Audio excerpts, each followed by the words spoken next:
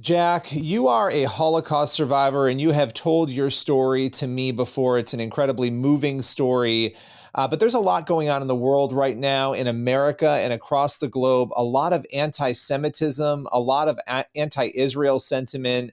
What has it been like to watch these things unfold?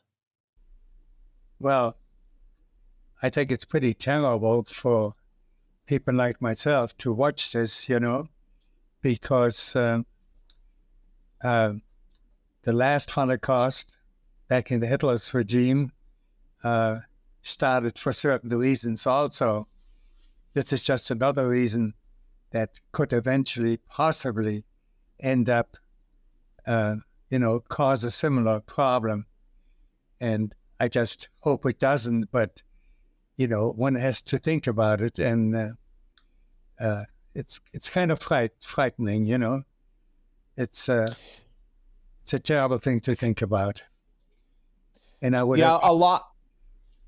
I was just going to say to you, a lot of people are looking at what is happening on college campuses. You know, they're watching these protests, and even Benjamin Netanyahu, has said this is reminiscent of things that were seen before the Holocaust. And I wanted to ask you about that because you experienced this. You went through the Holocaust. Do you see parallels between some of what we're watching happen, broadly right now, and what you experienced as a child?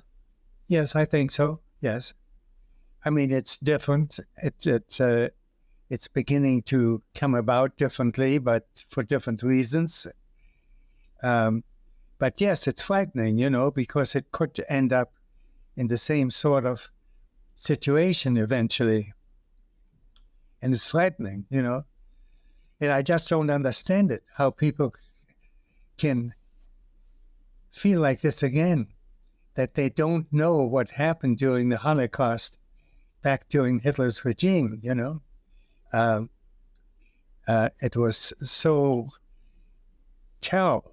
I mean, 7 million people were killed as a result of it. And God forbid anything like this would ever happen again.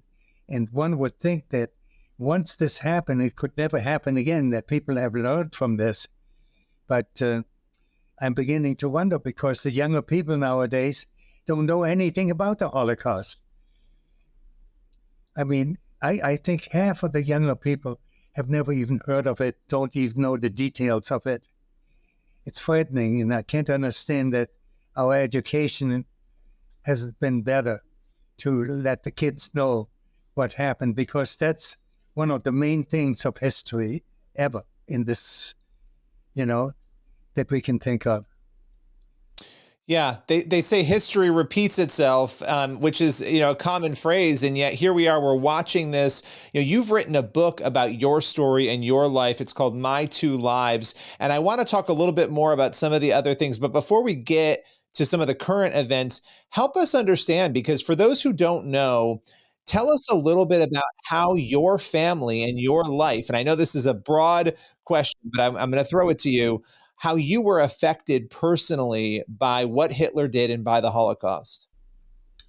Yeah, well, the worst thing was I lost my entire family. I lost my father, who had become a political prisoner and was at Sachsenhausen in the concentration camp.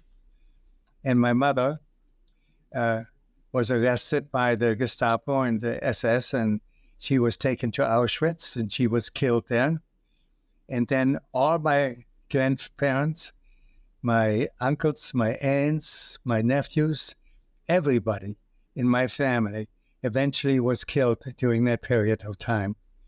So that the only people who survived the war in that period of time was my brother Peter and myself.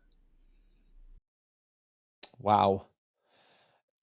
As you're describing that, it's unimaginable. Anybody who's listening to this or watching this, thinking about their own family, their own parents, their brothers, their sisters, to have your entire family wiped out over just sheer hatred.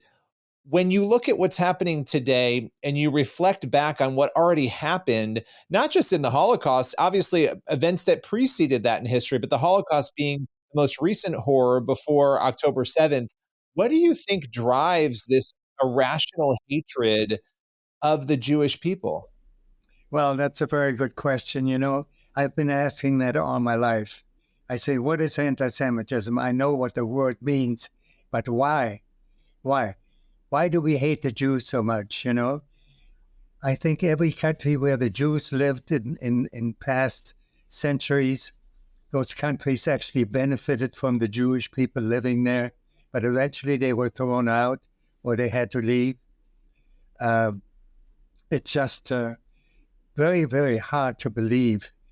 I think the Jewish people as a whole are very industrial people. They're very educated, conscious of good education for their children and for their families. And they work very hard and they like to be successful. And in many cases, they are very successful. And I just don't understand where this hate is coming from. What are the Jewish people doing that is so horrible? I mean, right now we have these things going on in the colleges. Yeah, they see thousands of people dying in Palestine. But why? The Jews never started a war. They never have started a war. And here again, Hamas is the one who started it. What were the Jews supposed to do? Are they supposed to sit back like they did during Hitler days and let them come in and just slaughter them and kill them?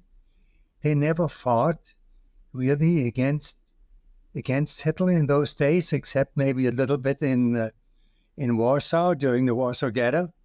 Otherwise, they never really fought the Germans.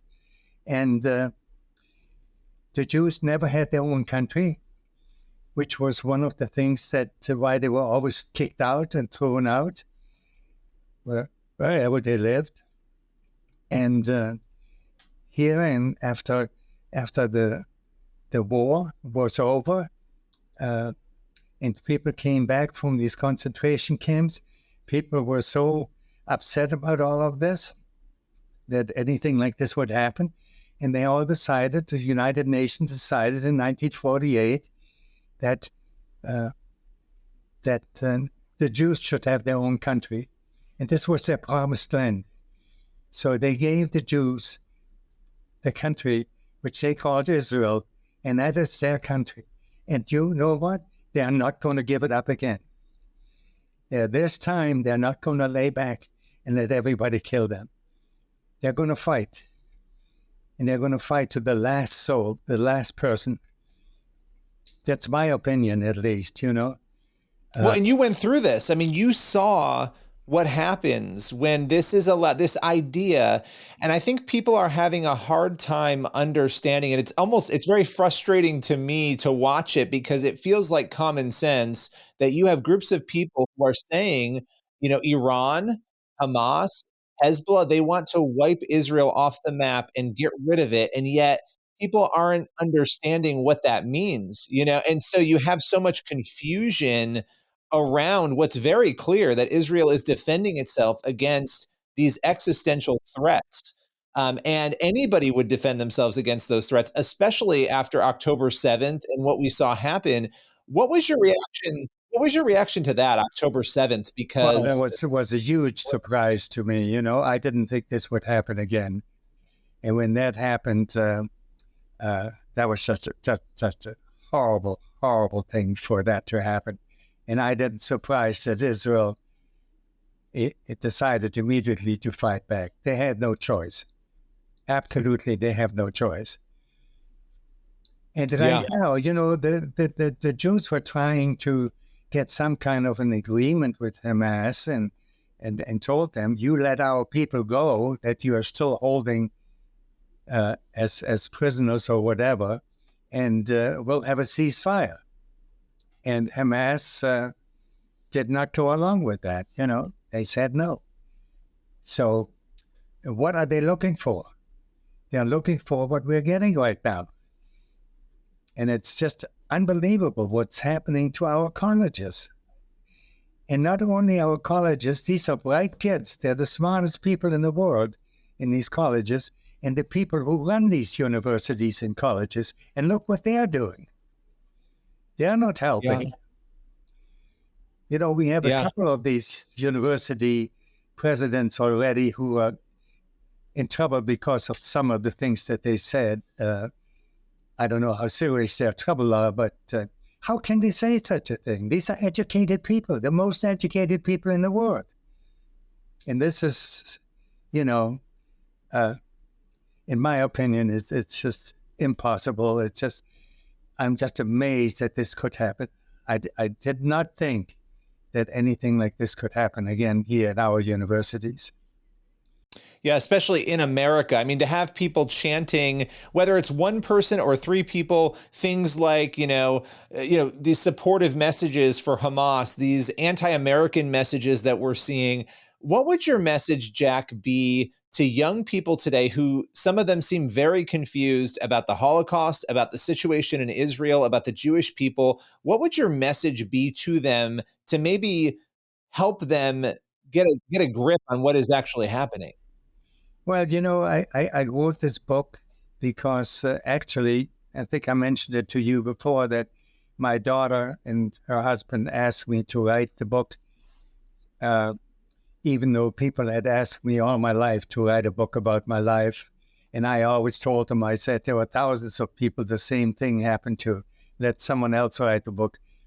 But finally, my daughter and her husband convinced me to write a book, so that at least my family, my children, my grandchildren, my great-grandchildren, et cetera, would always know what happened to our family and why, and how did we get to this country, and how did we live over here, And that's why I wrote the book.